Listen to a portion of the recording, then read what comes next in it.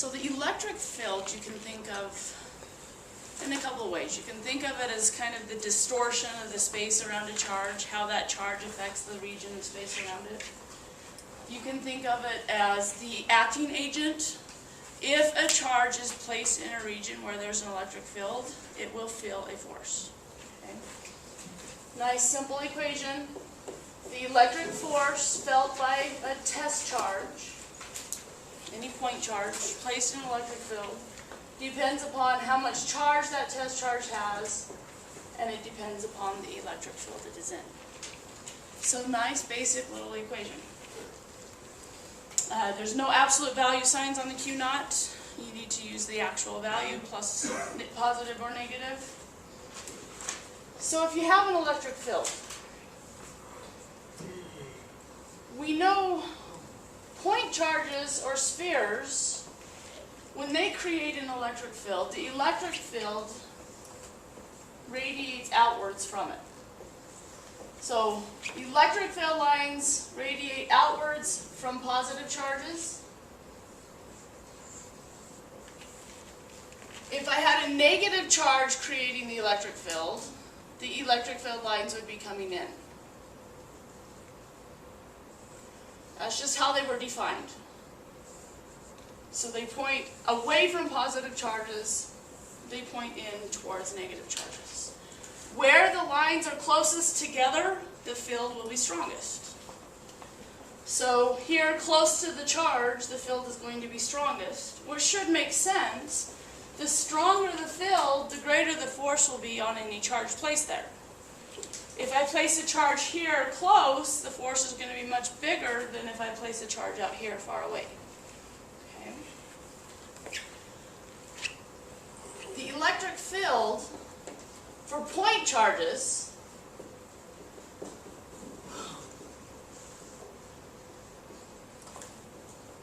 or spheres, you can actually derive it. We already know the force equation that works for point charges and spheres.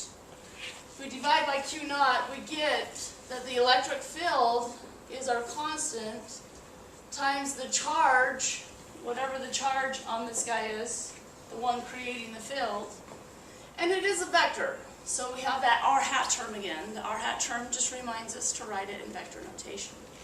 So the kq over r squared gives us the magnitude, and then the r hat reminds us to write it as a vector.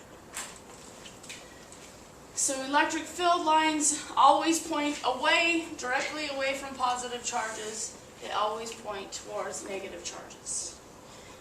If you place a test charge, something to feel the force, if you place a test charge in a region where there's an electric field, then it's going to feel a force, according to this equation. The strength of the electric field times the charge itself will tell you the strength of the force. The force on a positive test charge is in the same direction as the electric field, always. The positive test charge will always feel a force in the direction of the electric field.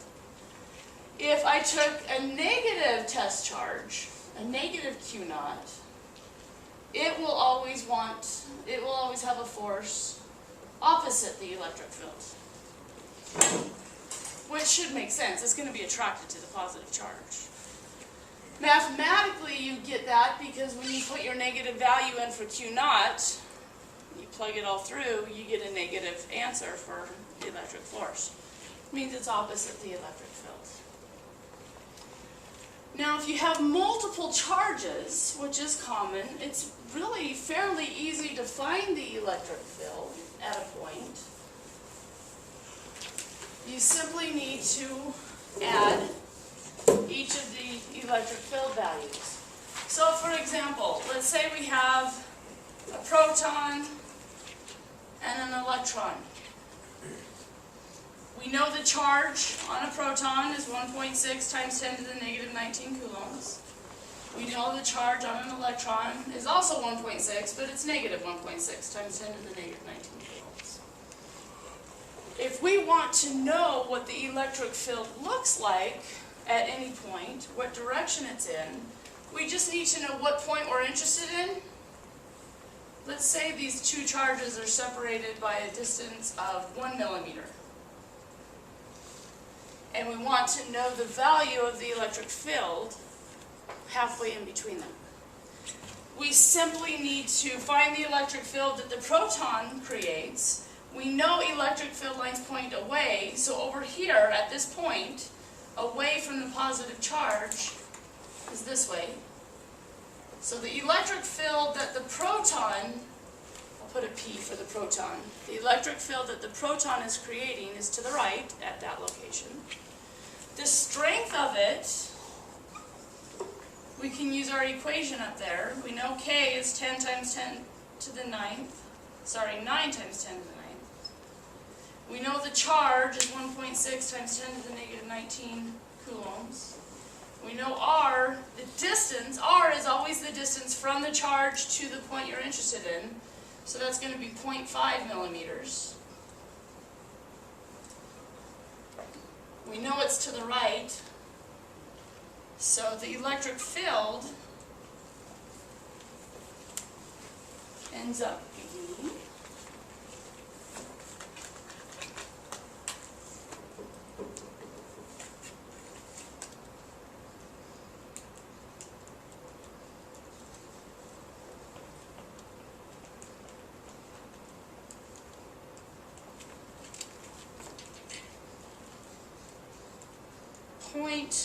.00576. Now units. This coulomb will cancel out with one of these. Meters is squared down here, so the meter squared will cancel with the meter squared. So we're left with a Newton over a coulomb. So those are the units of the electric field, is newtons over coulombs. This electric field points to the right, so it's I hat.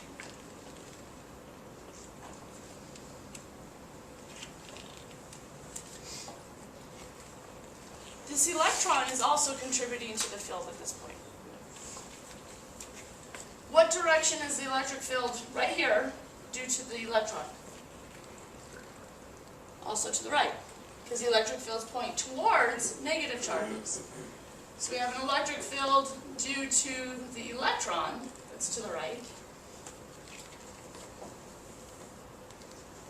Using the same equation, we have the same constant, we have the same amount of charge, we have the same distance.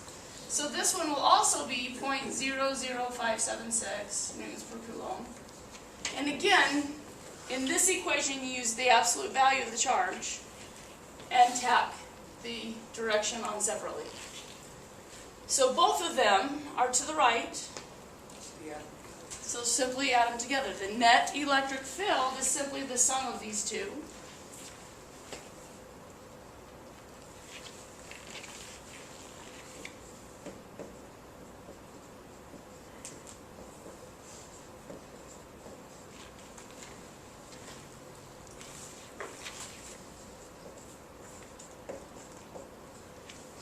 And we have our total electric field. Has a value of 0.01152 newtons per coulomb.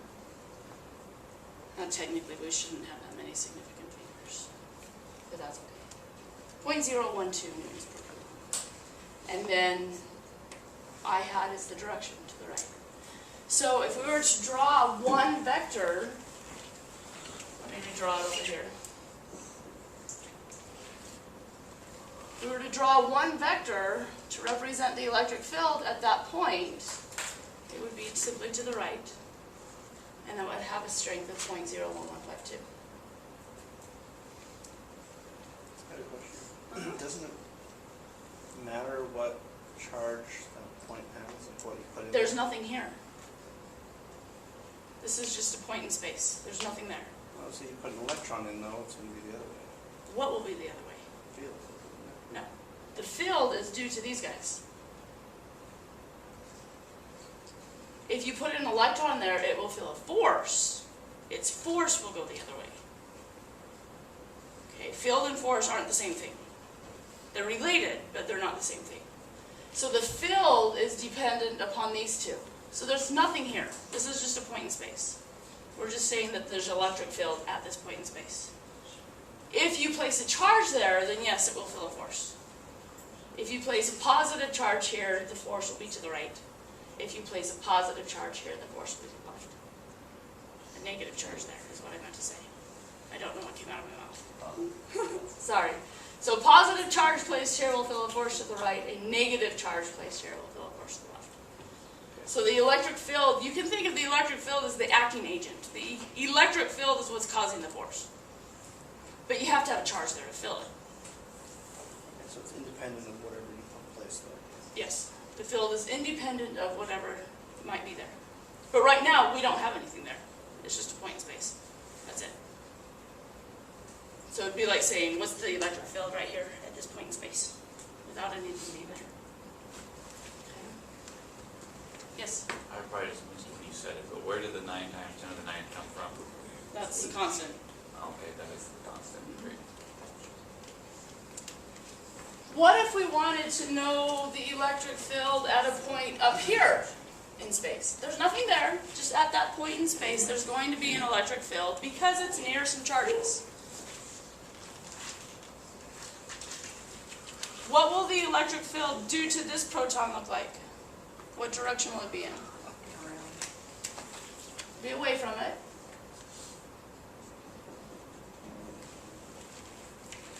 What about from the electron?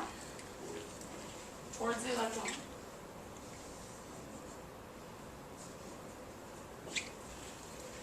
I tried to draw it so it's still halfway between the two. So the distance in our equation here, r, is the distance from our charge to the point we're interested in.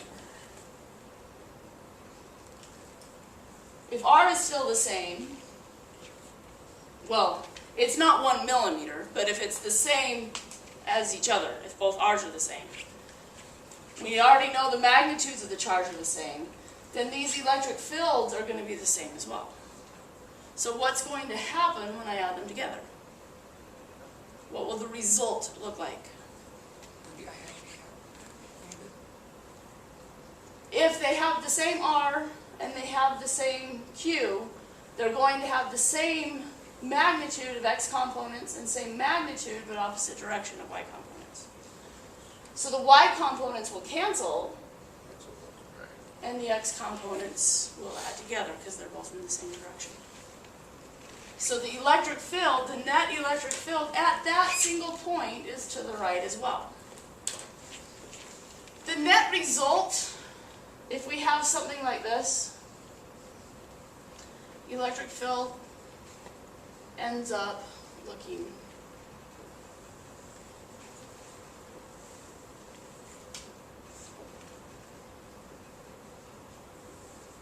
like this.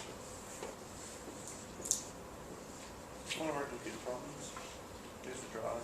I'm like putting the maximum. No. You have one in the next section that deals with potential, but that's in the next section. This is actually called an electric dipole.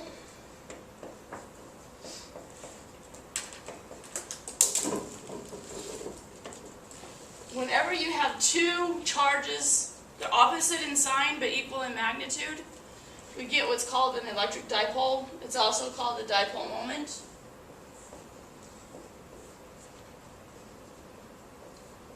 Dipoles, some of them are actually common in nature. For example, water molecules have a permanent dipole because the oxygen atom holds on to the electrons more than the hydrogen atoms do. And so you get a separation of charge. Dipoles are useful when we're going to talk about capacitors later. Capacitors are an element used in a circuit to store energy. If you use materials that can easily have a dipole moment or an electric dipole, you can strengthen the capacitor and increase how much energy it can store. So we'll talk about that later. I'm going to leave it to you, though, to look up the equation for the dipole moment in the chapter. So electric field. Electric field you can think of as just a distortion of space. It's only dependent on the charges that are creating it. It's not dependent on the charge that's actually going to feel the force. If you place a charge in here, a test charge, that test charge will feel a force. If it's positive, the force is in the same direction as the field is. If the charge is negative, the force is opposite the direction of the field. But it's really easy to figure out what the force is if you know the field and you know how much charge is on your test charge. It makes it really easy. Okay. So we're going to look at a few different objects and look at how to find the electric field around them. So this equation works great as long as your charges are point charges, meaning all the charge is concentrated at a point, at a dot. It also works just due to the symmetry. It works around spheres of charge. So even if you had a sphere this big, you could find the electric field outside of it using this same equation. Okay? I guess I should clarify that. It only works to find this electric field outside of the sphere, not inside. Okay? R would be the distance from the center of the sphere out to whatever point you happen to be interested in, where you want to know the strength of the field. Please keep in mind the electric field is a vector, so if you have multiple charges, you need to write each of their individual electric fields in vector notation before you add them together to find the total. Questions so far? So electric field and electric force, totally related, but not the same thing. The electric field is the distortion of space due to some other charges. The electric force is what an additional charge would feel if it was placed there. Okay. Now granted, this little charge has its own field, but a charge cannot exert a force on itself. Its field doesn't matter.